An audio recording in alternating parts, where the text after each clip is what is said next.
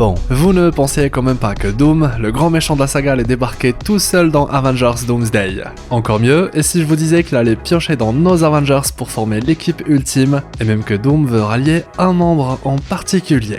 Attaquons-nous aux vrais nouveaux Avengers, ceux qui vont créer la Discord, les anti-Avengers d'un nouveau Avengers 5, secrètement film Civil War 2.0. Et préparez-vous à déjà devoir choisir un camp. Vous allez le voir, de belles choses se préparent dans l'ombre et on doit tout explorer. Sortez vos costumes de super-héros, installez-vous confortablement et explosez le pouce bleu avec le gant de l'infini.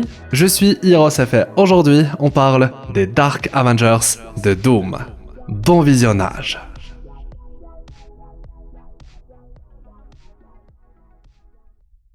Les films Avengers, ça a toujours été spécial. On découvre des héros dans leurs films solo, on apprend à les apprécier, puis débarque un grand film crossover, un film Avengers qui change toute la donne. Ces fameux héros finissent par se rencontrer les uns les autres, s'entraider ou se détester. Un héros qui habituellement travaille seul se retrouve à devoir faire équipe avec parfois de sacrés individus. Bref, c'est ce genre de dynamique particulière dans les Avengers qui a véritablement créé cette folle épopée qu'est le MCU. Car avec ces films-là, on a toujours ce petit plus qui fait toute la différence. Résultat, un enchaînement de films jusqu'à un Avengers Endgame phénoménal. Et ça tombe bien, les réalisateurs des prochains films Avengers nous disent qu'il est question d'une suite directe à Endgame. Dès lors, très vite on comprend qu'il sera pour ces nouveaux films question d'une histoire qui englobe absolument tout. Steve Rogers, Thor et Tony Stark, sous les traits d'un certain Dr. Doom, le trio légendaire est de retour, avec finalement une histoire qui pourrait être bien différente de ce à quoi on s'attendait. Et justement, tout ce contexte depuis Endgame nous amène à un élément très important, une pièce du puzzle capitale. Les Avengers ont disparu depuis, et plein de projets entre-temps nous ont teasé la création d'une nouvelle équipe de Vengeurs. C'est suite à cela que les films Captain America 4 et Thunderbolts nous ont respectivement introduit à deux équipes. D'un côté, la nouvelle équipe Avengers dite Héritage, gérée par Sam Wilson, le nouveau Captain, avec sûrement Shang-Chi, Ant-Man, le Black Panther, etc. Et de l'autre, les Thunderbolts devenus New Avengers, cette fois une version gérée par le gouvernement, avec Yelena, Bucky Sentry, US Agent, Red Guardian et Ghost. Sauf que tout ceci a été balayé au moment même où les premières images de Avengers Doomsday ont été officiellement partagées, comme le teaser trailer, ou le spot si vous préférez, autour de Steve Rogers, confirmant son retour dans ce Avengers 5, ou encore le spot, celui dédié à Thor, pour la même raison. Finalement, certains membres qui ont composé l'équipe originale sont finalement de retour. Mieux, ils sont à la fois au cœur de cette nouvelle histoire, mais aussi ils sont la preuve que Marvel prépare Civil War 2.0 et donc l'émergence de la fameuse équipe Dark Avengers. On commence par nous teaser clairement la création de nouvelles équipes Avengers, et pourtant les vrais Avengers originaux sont tout de même dans le film. À partir de là, il devient impossible pour tout ce beau monde de faire partie de la même équipe, et Dieu sait à quel point il y a de héros dans ce film. Alors, il ne reste plus qu'une seule possibilité, et je pense que vous commencez à voir où je veux en venir. Nos Avengers habituels seront bien différents dans ce film, ils seront des ennemis. On va avoir le droit à un film Avengers Doomsday avec nouveaux Avengers contre anciens Avengers. Et là, tout de suite, on peut éclairer une sacrée zone d'ombre.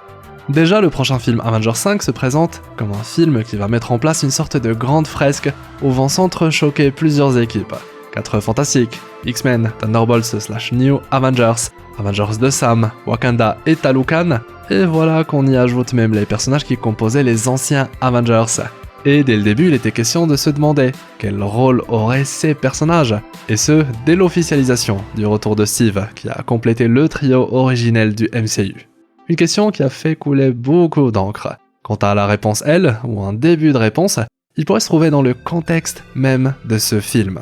À savoir, un nouveau film Avengers avec au centre, un concept qui contraint plusieurs héros à se battre les uns contre les autres. X-Men 4F, Avengers et j'en passe, il est dès le début question d'un film Civil War 2.0 dans l'idée, l'essence même du film c'est un Civil War 2, et la présence de Steve, Thor et Tony sous le masque de Doom est justement là pour appuyer cette même idée. Car en effet le but c'est de nous proposer de faire un choix, comme à l'époque, sauf que cette fois le choix va être presque impossible.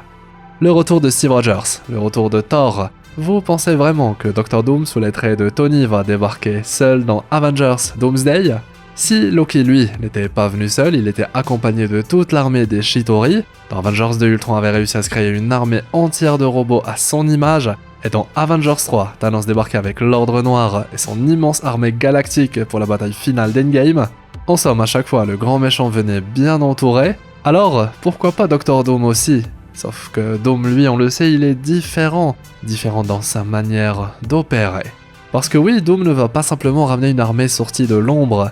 Lui, il va avoir, tenez-vous bien, le luxe absolu de piocher directement parmi nos Avengers pour se constituer sa propre équipe. Et c'est là que se cache le véritable secret d'Avengers Doomsday. Il n'y aura pas une seule équipe d'Avengers comme on l'a vu, mais plusieurs. Une équipe pour affronter Doom et une autre pour l'assister dans sa quête. Un véritable Civil War 2.0 avec deux idéologies qui s'opposent, deux visions du monde qui s'affrontent. Cette fois, un vrai choix. Qui a raison, qui a tort? Et si les deux camps avaient raison, mais simplement avec des méthodes différentes, je peux vous dire que ça va faire parler et pas qu'un petit peu, ça va faire vivre l'univers du MCU et le pousser dans une toute nouvelle direction. En effet, au départ on pensait qu'on se dirigeait vers un affrontement entre deux univers, qui plus est avec un dilemme forcé, sacrifier l'un pour sauver l'autre. Sauf qu'en réalité on aurait tous choisi notre univers sans hésiter, celui du MCU qu'on suit depuis le début, donc le choix ne fonctionnait pas vraiment. Mais depuis l'arrivée de Doom, tout a changé, qui plus est un Doom qui porte le visage de Tony Stark, et ce détail n'a jamais été anodin. Si Marvel Studios ont misé là-dessus, c'est pour une raison très précise, car ce visage à lui seul oblige non pas juste les spectateurs à faire un choix, mais aussi nos héros. Que va penser Spidey de Doom lorsqu'il va découvrir qu'il a le visage de son mentor? Vous pensez vraiment qu'il va oser s'en prendre à lui? Comment Strange va évoluer en présence de celui qui l'a sacrifié dans Endgame? Comment tous les héros de la Terre vont choisir un camp différent de celui où se trouve le plus grand héros de l'histoire? Mais enfin, son visage. Vous l'aurez compris, voici le défi incroyable que va nous proposer Avengers Doomsday. Un défi qui va mener à la création des Dark Avengers. Voilà le plus grand pouvoir de Doom. Il va pouvoir allier à sa cause les meilleurs atouts parmi nos Avengers. Attaquons alors la partie croustillante de la vidéo où on explore justement ces fameux Avengers de Doom.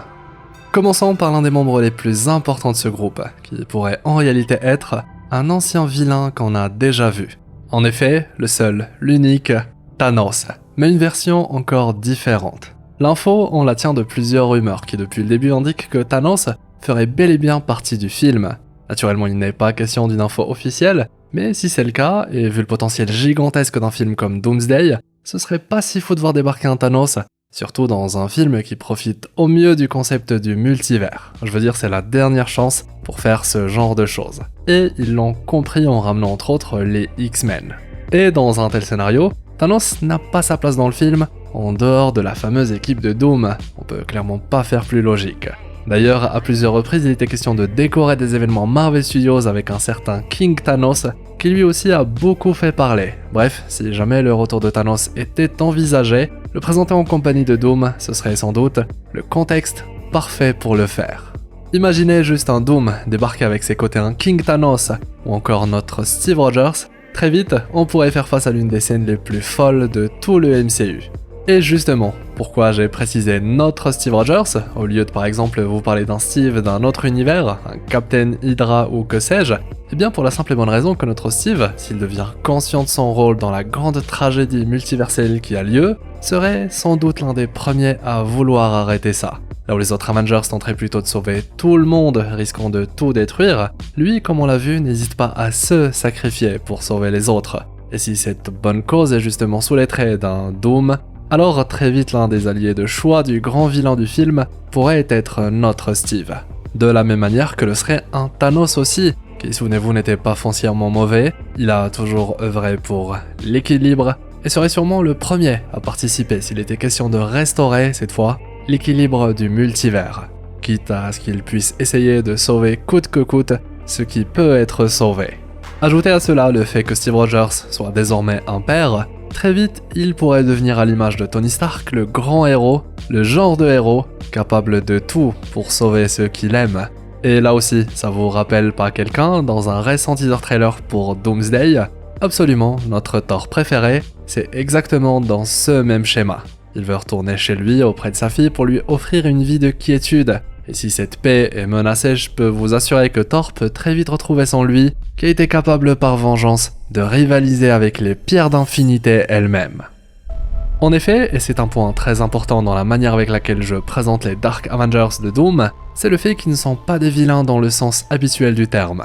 En réalité, ils sont seulement opposés aux nouveaux héros du MCU, car lorsque le multivers est en danger, on peut très vite se retrouver dans un chaos, où les héros d'hier sont les vilains d'aujourd'hui. Et encore, tout dépend de notre perspective.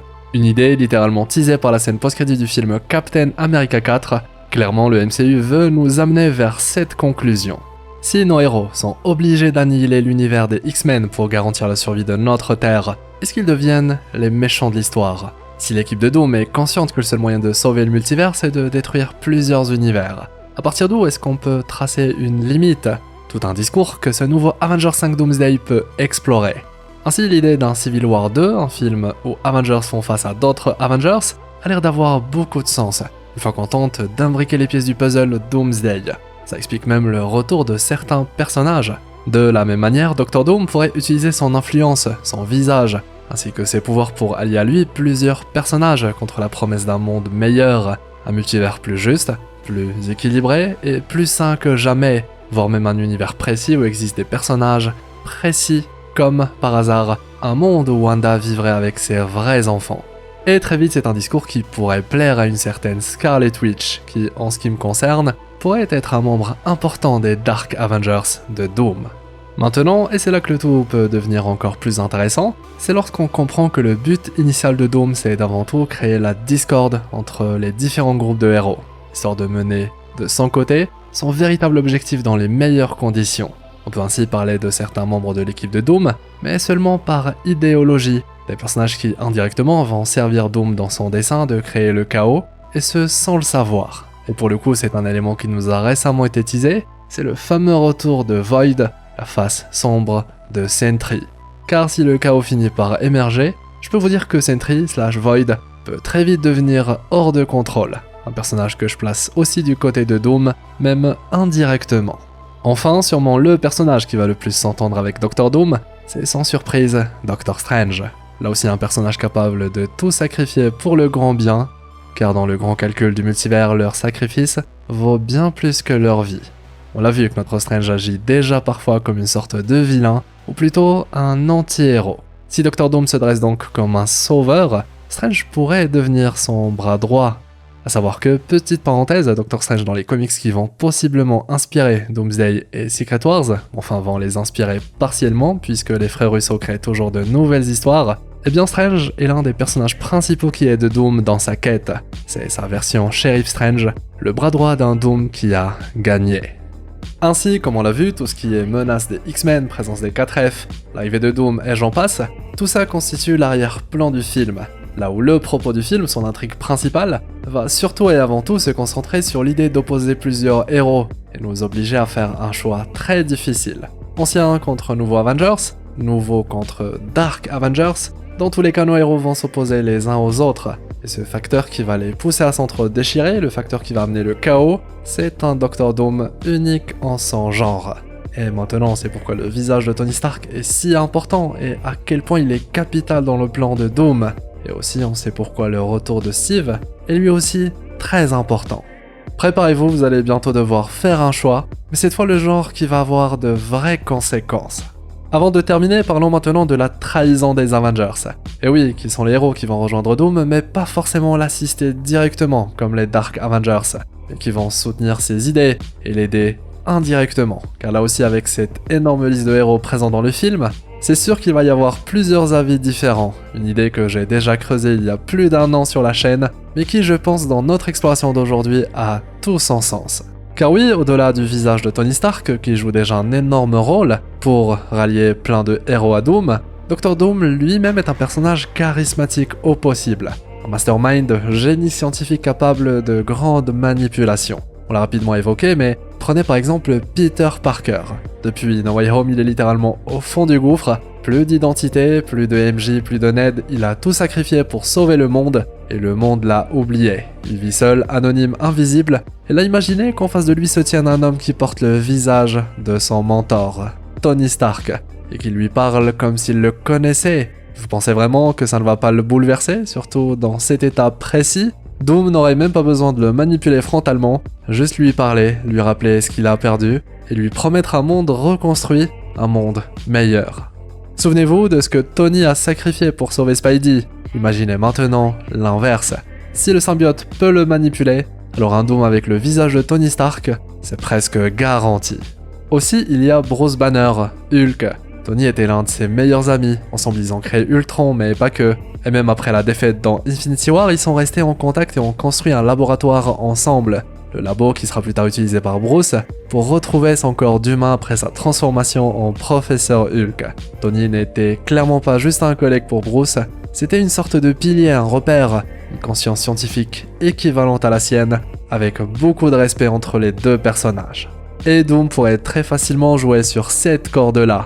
Couplé à leur besoin obsessionnel de protéger le monde à tout prix, Bruce pourrait carrément flancher. On a par exemple vu pas mal d'idées tourner autour d'un Hulk maestro en compagnie de Doom, alors que notre Hulk Bruce, lui, est là et pourrait complètement faire l'affaire. Aussi, il y a Carol Danvers. En plus, c'est peut-être la plus dangereuse de toutes. Parce que Carol ne raisonne pas comme les Avengers terrestres. Elle a vu des empires tomber à travers toute la galaxie, des planètes brûler, des civilisations disparaître. Elle vit à l'échelle cosmique, on va dire. Alors si Doom lui expose une vérité brutale, le multivers est condamné, les incursions vont s'intensifier, des réalités entières vont s'écraser les unes contre les autres et le seul moyen d'éviter une annihilation totale, c'est de l'aider, Carol pourrait être la première à s'allier à Dr. Doom. Mieux que plein de personnages du MCU, Carol, elle comprend la notion de perte nécessaire. D'ailleurs, Bucky lui aussi pourrait se tenir idéologiquement du côté de Doom, surtout s'il est accompagné par Steve Rogers. À moins que l'idée c'est de justement confronter les deux, là aussi une manière intéressante de montrer l'évolution des deux personnages. Ainsi, comme on l'a vu, toute cette exploration d'aujourd'hui, saupoudrée de mes propres théories, c'est juste une infime partie de ce qui est possible avec un tel film. Un film Avengers qui va nous permettre de participer, de vivre cette aventure, de faire un choix et de s'y tenir. Je sais pas vous, mais c'est pour moi le genre d'histoire qui peuvent marquer au fer rouge. Quant à Doom en lui-même, ainsi que ses Avengers, c'est inévitable. Eux vont, à l'image de Thanos, laisser une trace indélébile sur le Marvel Cinematic Universe. Je suis tellement hypé par ce film. Hâte d'avoir un premier trailer pour le film, histoire de commencer tous ensemble un beau chapitre dédié à Avengers 5. Si vous êtes restés jusqu'au bout, vous êtes vraiment des explorateurs d'exception, écrivez Doom le GOAT dans les commentaires histoire qu'on se reconnaisse entre nous, j'adore vous lire dans les commentaires. En plus, ça aide au référencement de la vidéo, un grand merci. Aussi, très important, c'est qui pour vous, qui vont s'allier à Doom et qui est le personnage qui pour vous ne va jamais être de son côté. Promis, je lis et réponds à tout le monde. Je compte sur vous pour le pouce en l'air, le fameux pouce bleu avec le gant de l'infini. Ça récompense le travail fourni et aide la vidéo à explorer le multivers. Et abonnez-vous, un petit clic, c'est gratuit. Objectif 350 000 explorateurs, je suis sûr qu'on peut y arriver. Par ici, une belle vidéo qui plus est manque un petit peu d'amour, donc n'hésitez pas à aller la regarder, voilà. Une belle journée, une agréable soirée, c'était Hirosef, votre explorateur d'univers préféré, pour vous servir.